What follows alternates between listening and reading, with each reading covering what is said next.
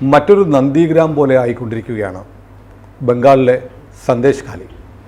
ദളിത് ഹിന്ദു വിഭാഗത്തിൽപ്പെട്ട നൂറുകണക്കിന് സ്ത്രീകളെ കൂട്ടമാനഭംഗത്തിനിരയാക്കി എന്നതാണ് സന്ദേശ് ഖാലിയുടെ സന്ദേശം. നമ്മുടെ മാധ്യമങ്ങളൊക്കെ ഇത് പതുക്കി വെച്ചിരിക്കുകയായിരുന്നു. മലയാളത്തിൽ ആദ്യമായി ഇതൊരു സജീവ ചർച്ച ആക്കി കൊണ്ടുവന്നത് ABC മലയാളമാണ്. നമ്മളിത് നിരന്തരം കൊണ്ടുവന്നതിന് ശേഷം ഒരുമാതിരപ്പെട്ട മാധ്യമങ്ങളൊക്കെ ഇത് റിപ്പോർട്ട് ചെയ്യാൻ തരമില്ലാത്ത അവസ്ഥയിലേക്ക് മാറിയിട്ടുണ്ട്. നമുക്ക് അഭിമാനമുള്ളൊരു കാര്യമാണ്. സന്ദേശ് ഖാലിയിലാവട്ടെ എവിടെയാവട്ടെ നിരാലംബരായ മനുഷ്യർ പീഡിപ്പിക്കപ്പെടുമ്പോൾ ഭരണകൂടം അതിനൊത്താശ ചെയ്യുമ്പോൾ അവർക്ക് വേണ്ടി ശബ്ദിക്കുക എന്നതാണ് നമ്മുടെ ഒരു ലക്ഷ്യം. അപ്പോൾ അതിൽ നമുക്ക് ചാരിതാർത്ഥ്യമുണ്ട്. ഇപ്പോൾ ഏറ്റവും പുതിയ ഒരു ഡെവലപ്മെൻ്റ് ഉണ്ടായിരിക്കുന്നത് കൊൽക്കത്ത ഹൈക്കോടതി ചോദിച്ചിരിക്കുന്നു, എന്തുകൊണ്ട് അവിടുത്തെ ഒരു വലിയ തൃണമൂൽ ഡോണായ ED സംഘത്തെ പോലും ആക്രമിക്കാൻ കരുത്തുള്ള ഷാജഹാൻ ഷെയ്ഖ് എന്ന ക്രിമിനലിനെ പിടിക്കാത്തതെന്ത് എന്ന് ഹൈക്കോടതി ചോദിക്കുന്നു. ഇതുവരെ അവരവിടെ ബംഗാൾ സർക്കാർ പറഞ്ഞിരുന്നത് ഇയാളെ അറസ്റ്റ് ചെയ്യരുത് എന്ന് ഹൈക്കോടതിയുടെ നിർദ്ദേശമുണ്ട് എന്നായിരുന്നു. കോടതി തന്നെ പറയുന്നു ഞങ്ങൾ അങ്ങനെ പറഞ്ഞിട്ടില്ല. അപ്പോൾ കോടതി പറഞ്ഞു എന്ന് ദുർവ്യാഖ്യാനം ചെയ്ത് കള്ളം പറഞ്ഞ് ഈ പ്രതിയെ, ഈ ഭീകര കുറ്റവാളിയെ, ഈ വർഗീയവാദിയെ സംരക്ഷിക്കുകയായിരുന്നു മമതാ സർക്കാർ. ഏതായാലും ഹൈക്കോടതി ഇടപെട്ടു. നേരത്തെ നമ്മൾ ഒരിക്കൽ ചോദിച്ചു, ഹിന്ദു സ്ത്രീകൾ ഒരാളും സഹായത്തിനില്ലാതെ ഇങ്ങനെ നിലവിളിക്കുമ്പോൾ അവരെ രക്ഷിക്കാൻ ആര് വരുമെന്ന് ചോദിച്ചാൽ അതിനുത്തരമായി മാർച്ച് 8 ലോക വനിതാ ദിനമായ അന്ന് പ്രധാനമന്ത്രി നരേന്ദ്രമോദി സന്ദേശ് ഖാലിയിലേക്ക് വരികയാണ്. സന്ദേശ് ഖാലി അങ്ങനെ ഇന്ത്യയിലെ ഒരു ബോയിലിംഗ് പോയിൻ്റായി മാറുന്നു. സാറ് ശ്രദ്ധിച്ചിരുന്നോ അലഹബാദ് കൊൽക്കത്ത ഹൈക്കോടതിയുടെ വിധി? ഞാൻ ആ വിധി മുഴുവൻ വായിച്ചിരുന്നു. ഇത് ഒരു 10-40 കൊല്ലത്തെ മാധ്യമപ്രവർത്തനം നടത്തിയ ഒരാൾ എന്നുള്ള നിലയ്ക്ക് മാധ്യമപ്രവർത്തകൻ്റെ കടമയാണ് ഇതൊക്കെ വിളിച്ചെടുത്ത് കൊണ്ടുവരിക എന്നുള്ളത്. സാധാരണഗതിയിൽ ഞങ്ങളൊക്കെ ചെയ്തിരുന്നത്, നമ്മുടെ മാധ്യമ ഉടമയ്ക്ക് എന്തെങ്കിലും കാര്യം പ്രസിദ്ധീകരിക്കാൻ സൗകര്യമില്ലെങ്കിൽ നമ്മുടെ സഹപ്രവർത്തകരുണ്ടല്ലോ, വേറെ അവർക്ക് കൈമാറും. ഞാനും ഒക്കെ ചെയ്തിട്ടുണ്ട്. അതെ, ഇത് എവിടെയെങ്കിലും വരണം എന്ന് നമ്മൾ ആഗ്രഹിക്കും. സത്യം ജനങ്ങൾ അറിയണം ഏതെങ്കിലുമൊക്കെ വിധത്തിൽ. അതായത് മൂടി വെച്ച് കഴിഞ്ഞാലാണ് കാര്യങ്ങൾ ശരിക്കും ആളുകൾ അറിയുക. പ്രത്യേകിച്ച് അടിയന്തരാവസ്ഥയൊക്കെ കഴിഞ്ഞ് എല്ലാ ദിവസവും ഞാൻ ഇന്ത്യൻ എക്സ്പ്രസ് അന്നൊക്കെ പഠിക്കുന്ന കാലമാണ്, ലോറൻസസ് ടെയിൽ ഓഫ് ടിയേഴ്സ് എന്നൊക്കെ കണ്ട ശീർഷകം പോലുമൊക്കെ എനിക്ക് ഓർമ്മയുണ്ട്. അന്ന് ഞാൻ പത്രപ്രവർത്തകനല്ല. ലോറൻസ് ഫെർണാണ്ടസ്, ജോർജ് ഫെർണാണ്ടസിൻ്റെ സഹോദരൻ ജയിലിൽ കിടന്നതിൻ്റെയൊക്കെ ഓരോ ദിവസവും ഇങ്ങനെ കഥകൾ വരികയാണല്ലോ. അത് വായിക്കാനൊക്കെ നമുക്ക് കൊതിയാണ്. ഓരോരുത്തരുടെയും ദുഃഖം, കണ്ണീര്, അതിൻ്റെയൊക്കെ പോരാട്ടം, അതിജീവനം. അങ്ങനെ സ്ത്രീകളുടെ കഥയാണിത്. സന്ദേശ് ഖാലി സ്ത്രീകളാണ് ഇപ്പോൾ തെരുവിൽ ചൂലെടുക്കുകയാണ്. അവർ ഈ അജിത് മൈത്തി എന്ന് പറഞ്ഞിട്ട് അവിടുത്തെ പ്രാദേശിക നേതാവിനെ, ഇയാളുടെയൊക്കെ വലങ്കായി നടന്ന ആളെ ചെരുപ്പ് കൊണ്ട് അടിച്ചു. ഈ ഷാജഹാൻ ഷെയ്ഖിന്റെ അല്ല, അവർക്ക് അതിനുള്ള കരുത്ത് കിട്ടിയത് EDക്ക് നേരെ ആക്രമണം ഉണ്ടായപ്പോൾ കേന്ദ്രസേന ഇടപെട്ടു. അപ്പോഴാണ് ചോദിക്കാനും പറയാനും ബംഗാളിൽ ആളുണ്ട് എന്നൊരു തോന്നൽ അവർക്കുണ്ടായത്. അതൊരു ആത്മവിശ്വാസം. ഒരുപക്ഷെ EDയെ ഇവരെ ആക്രമിച്ചത് ഒരു തരത്തിൽ നന്നായി എന്ന് പറയണം. അതെ, അതൊരു ദൈവഗത്യ ഉണ്ടായ ഒരു അനുഗ്രഹമാണ് അവിടുത്തെ സ്ത്രീകൾ. അതോടെയാണ് CRPF ഒക്കെ ഇറങ്ങിയത്. അതെ, കാരണം എന്താണെന്ന് വെച്ചാൽ എത്ര കാലമായി എന്നറിയോ ഇയാളുടെ ജീവിതം നമ്മൾ നോക്കുകയാണെങ്കിൽ, ഷാജഹാൻ ഷെയ്ഖ് യഥാർത്ഥത്തിൽ അയാൾ ആരാണ്? തനി ദരിദ്രനായിരുന്ന ഒരാളാണ് ഇയാള്. ഈ ദരിദ്രനായിരുന്ന ആള് ഇപ്പൊ അവിടെ അറിയപ്പെടുന്നത് ബേതജ് ബാദ്ഷാ എന്നാണ്. ടിപ്പു സുൽത്താൻ ഭയങ്കര ജ്യോത്സ്യത്തിലൊക്കെ വിശ്വാസം ഉണ്ടായിരുന്ന ആളാണ്. ഹിന്ദു ജ്യോത്സ്യന്മാരുടെ അടുത്താണ് പോയിക്കൊണ്ടിരുന്നത്. അദ്ദേഹത്തിന് ബാദ്ഷാ എന്ന് വിളിക്കണം എന്നൊക്കെ ആഗ്രഹം ഉണ്ടായിരുന്നു. പക്ഷെ ഇയാൾക്ക് അത് സാധിച്ചു. ആ മേഖലയില് ഇയാളുടെ 2 സഹോദരന്മാർ, സിറാജുദ്ദീനും അലംഗീറും, ഇയാളുടെ ഈ സിൻഡിക്കേറ്റ് ഉണ്ടല്ലോ, ക്രൈം സിൻഡിക്കേറ്റ്, അതിൻ്റെ നടത്തിപ്പുകാരാണ്. ഇയാളെ അനുയായികൾ വിളിക്കുന്നത് ഭായ് എന്നാണ്. നാട്ടുകാരല്ല, അനുയായികൾ, കൂടെ നടക്കുന്നവരും ഒക്കെ. ഇയാളുടെ തുടക്കം നോക്കുകയാണെങ്കിൽ, ഇയാൾ ഈ തെരഞ്ഞെടുപ്പിന് നമ്മുടെ ഡീറ്റെയിൽസൊക്കെ കൊടുക്കുമല്ലോ, അതിൽ വിദ്യാഭ്യാസം എന്നുള്ള കോളത്തിൽ ഒന്നും എഴുതിയിട്ടില്ല, ബ്ലാങ്കാണ് ആ കോളം. ഇയാൾ കുടുംബത്തിനെ പറ്റി അധികം ഡീറ്റെയിൽസ് ഒന്നുമില്ല. ഇയാളുടെ അമ്മാവൻ മുസ്ലിം ഷെയ്ഖ് എന്ന് പറഞ്ഞ ആള് മുമ്പ് ലോക്കൽ CPM നേതാവായിരുന്നു അവിടെ. തൃണമൂലുകാരൊക്കെ പണ്ട് CPM ആണല്ലോ. അപ്പോൾ അമ്മാവിൻ്റെ കൂടെ നടന്നിട്ടാണ് ഇയാൾ രാഷ്ട്രീയത്തിലെത്തുന്നത്. അതിന് മുമ്പ് അമ്മാവിന് ഇയാൾ ചെറിയ തോതിൽ ഈ ട്രക്ക് ഡ്രൈവറായിട്ട് ഇയാൾ ജോലി ട്രക്കിൻ്റെ അങ്ങനെയൊക്കെ നടന്ന ആളാണ് ഈ അമ്മാവൻ വഴി ഈ രാഷ്ട്രീയത്തിൽ എത്തുന്നത്. എന്നിട്ട് ഈ ഡ്രൈവർ ജോലി വിട്ടിട്ട് ഇയാൾ ഗുണ്ടയായി രാഷ്ട്രീയ, അതായത് CPM-ന്റെ ഗുണ്ട. CPM ഗുണ്ട, നമ്മുടെ കൊടിസുനിയൊക്കെ പോലെ. അതെ, കൊടിസുനി CPM-ൽ ഇല്ലല്ലോ,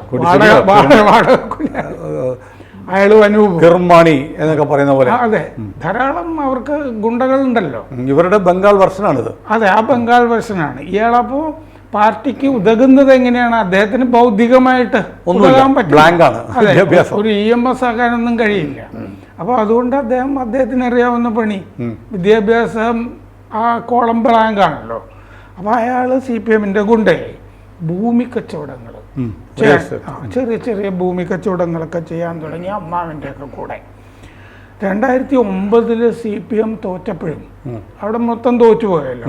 അപ്പോഴും ഇയാൾ ഈ പാർട്ടി ഓഫീസിൽ ധാരാളം കാര്യം അവർ തുടർന്നു, ഈ അമ്മാവനും ഇയാളും കൂടി. ആ സമയത്ത് ചിലർക്കൊക്കെ പണം കൊടുത്തൊക്കെ സഹായിക്കുമായിരുന്നു. ഒരു നമ്മുടെ പഴയ കായംകുളം കൊച്ചുണ്ണി മോഷ്ടിച്ചുകൊണ്ട് വന്നിട്ട് ജനങ്ങൾക്ക് കൊടുക്കുക. പിന്നെ ഈ ബൈക്ക് വാങ്ങാനായിട്ട് യുവാക്കളെയൊക്കെ സഹായിക്കുക. ഈ പഠിത്തത്തിന് കുട്ടികളെയൊക്കെ ചോദിക്കുമ്പോൾ എന്ന് പറഞ്ഞാൽ ധാരാളം കൊടുക്കാൻ മാത്രം പണം ആയി. മാത്രമല്ല അതോടെ ഇയാൾക്ക് കുറെ അനുയായികൾ ഉണ്ടാവും. ഒരുപാട് വെൽവിഷേഴ്സ് വരുമല്ലോ.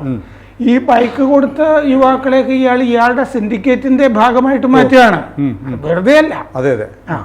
അയാൾക്ക് ഗുണം. അപ്പൊ വിവാഹത്തിന് സഹായിക്കും, യുവാക്കൾക്ക് മൊബൈൽ വാങ്ങിക്കൊടുക്കും.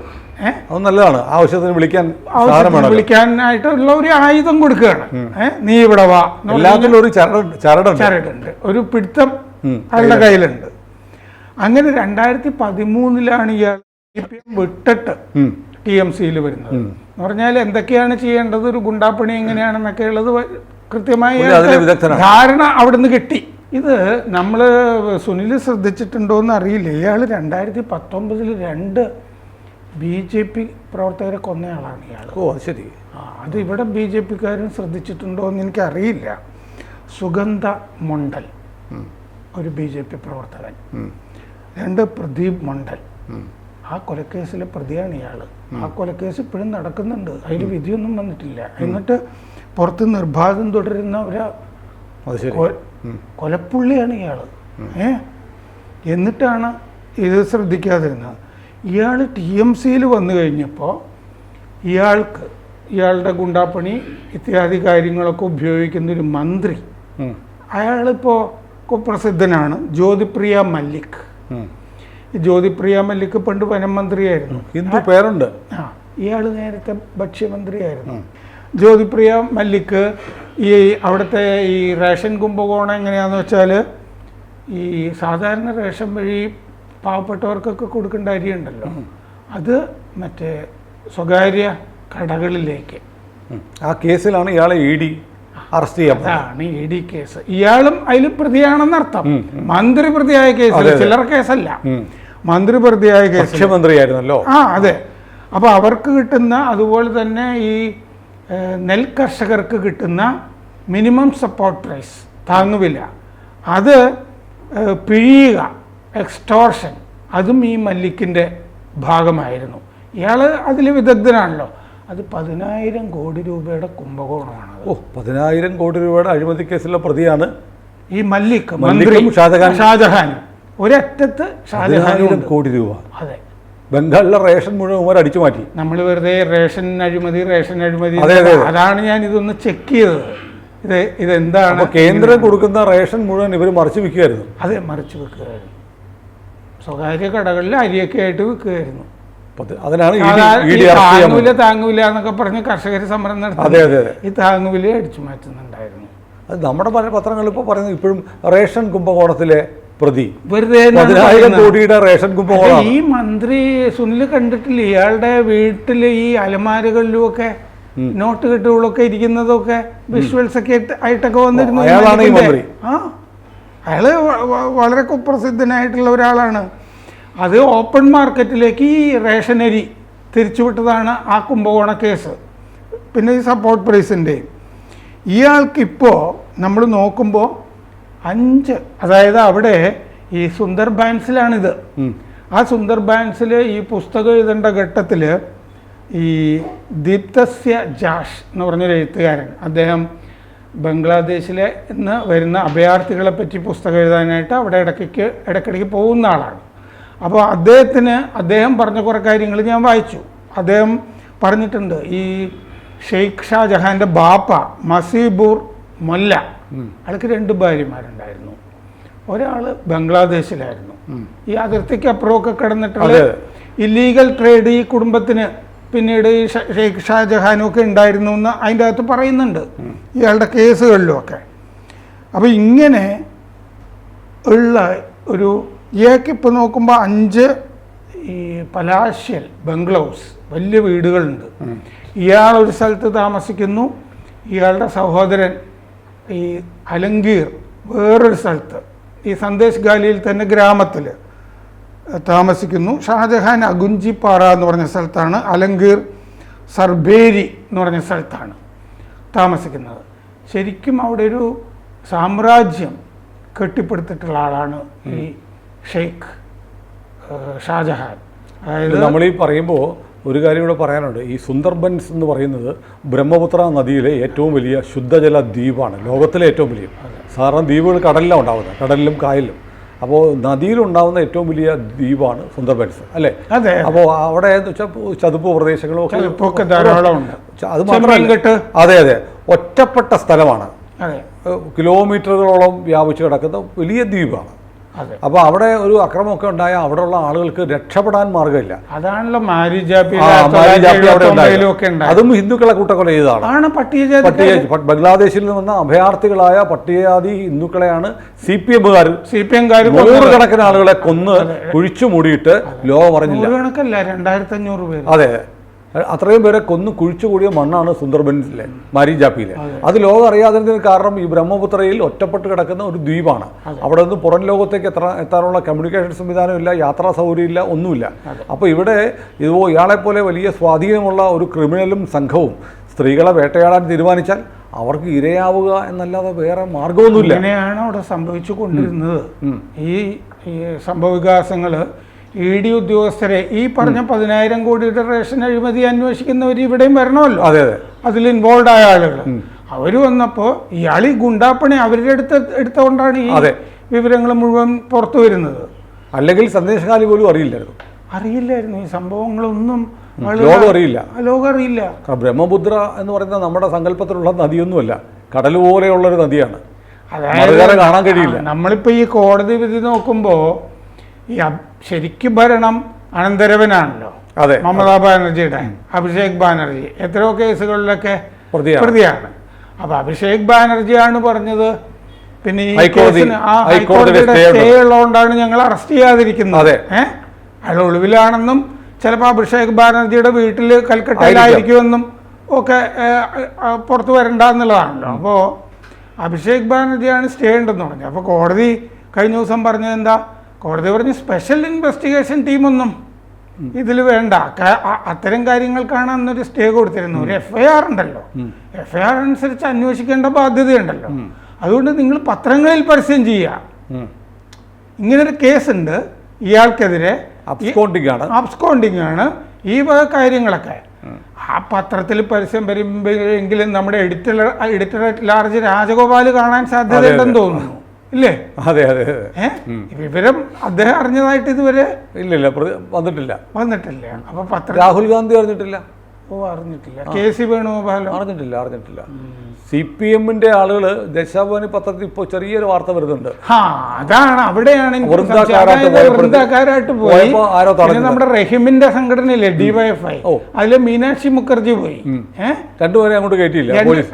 അതെ. അപ്പൊ ഇവര് രണ്ടുപേരും പോയെങ്കിലും വലിയ പ്രസ്താവനയൊന്നും പുറപ്പെടുവിച്ച് കണ്ടില്ല. അത് CPM ബന്ധം പശ്ചാത്തലം ഉണ്ടല്ലോ ഷെയ്ഖ് ഷാജഹാൻ. അതുകൊണ്ട് പറഞ്ഞു കഴിഞ്ഞാൽ ആളുകൾ പറയും ഷാജഹാൻ ഈ പണിയിൽ ഡോക്ടറേറ്റ് എടുത്തത് CPM ൽ നിന്നാണ്. CPM ൽ നിന്നാണെന്ന് നാട്ടുകാർ തിരിച്ചു പറയും. അതുകൊണ്ടാണ് മിണ്ടാതിരുന്നതെന്നാണ് ആ പാർട്ടിയെ അത്യാവശ്യം അറിയാവുന്ന എനിക്ക് തോന്നുന്നത്. അല്ലെങ്കിൽ വൃന്ദക്കാരായിട്ട് ഡൽഹിയിൽ ചെന്നൊരു പത്രസമ്മേളനം കൈരളിയിലെങ്കിലും ഒരു പ്രസ്താവന വരേണ്ടതായിരുന്നു. അതുണ്ടായില്ല. അപ്പോൾ ഒരു ഡബിൾ ബാരൽ ഗൺ ആണ് ഈ ഷെയ്ഖ് ഷാജഹാൻ. അവിടെ നിന്നും പഠിച്ചു, ഇവിടെ നിന്നും പഠിച്ചു, പഠിച്ചത് ഇവിടെ നടപ്പാക്കി. അവിടെ ഗുണ്ടയായിരുന്നു, ഇവിടെയും ഗുണ്ടയായി തുടർന്നു. ഇവിടെ ആയപ്പോൾ കുറച്ചുകൂടി വലിയ രാജാവായി, ബാദ്ഷയായി. അല്ല, അതിനകത്ത് വേറെ കാര്യമുണ്ട്. നമ്മൾ തൃണമൂലിനെ ഗുണ്ട എന്ന് വിളിക്കുന്നത് ഫലത്തിൽ CPM വിളിക്കുന്ന പോലെയാണ്. കാരണം CPM മുഴുവനാണ് തൃണമൂലായത്. ആണ് ആ ഗുണ്ടകളൊക്കെ അവരുടെ ഉപജീവന മാർഗമാണ്. അതെ, ഉപജീവനം മാത്രമല്ല, നിലനിൽപ്പിന്റെ പ്രശ്നമാണ്. ഇതിൽ പലരും ഇന്ത്യൻ പൗരന്മാരല്ല, ബംഗ്ലാദേശിൽ നിന്ന് വന്നിട്ട് CPM കാർഡടിച്ചു കൊടുത്താണ്. നമ്മുടെ നാട്ടിൽ ഇപ്പോൾ അതിഥി തൊഴിലാളികളെ വോട്ടർമാരാക്കാൻ ഇപ്പം പിണറായി ആലോചിക്കുന്നുണ്ട്. വരുമ്പോൾ അവരൊക്കെ ലക്ഷക്കണക്കിന് ആളുകളുണ്ട്. ഇവരെയൊക്കെ വോട്ടർമാരാക്കി കഴിഞ്ഞാൽ മണ്ഡലം സ്ഥിരമായി ജയിക്കാം. പക്ഷേ ഒരു സുപ്രഭാതത്തിൽ ഇവർ അതേപോലെ മറിഞ്ഞ് വേറെ സ്ഥലത്തേക്ക് പോകും. അത് ബംഗാളിൽ കണ്ടതാണ്. അതായത് മറിഞ്ഞു പോകാനുള്ള കാര്യങ്ങളാണ് CPM. ഞാൻ അവരോടുള്ള സ്നേഹം കൊണ്ട് പറയുന്നതാണ്. Islamisation of the party. ഞാൻ ഈ റെഡ് ജിഹാദ് എന്ന് പറഞ്ഞ പുസ്തകം എഴുതാനായിട്ട് ധാരാളം ഗവേഷണം ചെയ്തതാണ്. അത് എപ്പോഴും അപകടത്തിലേക്ക് ഉള്ളൂ. കാരണം ജനങ്ങളിൽ നിന്ന് ഒറ്റപ്പെട്ടു പോയിട്ടുണ്ട് അവര്, ബംഗാളിൽ തന്നെ. അല്ല, നമുക്കറിയാം ബംഗാളിൽ CAA നടപ്പാക്കുന്നതിന് ഏറ്റവും കൂടുതൽ ഇന്ത്യയിൽ എതിർക്കുന്ന പാർട്ടി തൃണമൂലാണ്. കാരണം അവരുടെ ഈ വോട്ട് ബാങ്ക് മുഴുവൻ ഇന്ത്യൻ പൗരന്മാരല്ലെന്ന് ദീദിക്ക് നന്നായിട്ടറിയാം. പുരോഗമനം പറയുന്ന പാർട്ടിയാണ്. പക്ഷേ ഇപ്പോൾ CAA ഒക്കെ വരുമ്പോൾ ശരീഅത്ത് സംരക്ഷിച്ചു കൊടുക്കാനാണ് UCC വരുമ്പോൾ ശരീഅത്ത് അത് മുഴുവൻ ഇവർക്ക് വേണ്ടിയിട്ടാണ്, ഈ വോട്ട് ബാങ്കിന് വേണ്ടിയിട്ടാണ്. വോട്ട് ചെയ്യാൻ തയ്യാറായാൽ ഏത് പാകിസ്ഥാനിയെയും ഇവർ ചേർത്ത് കൂടെ നിർത്തും.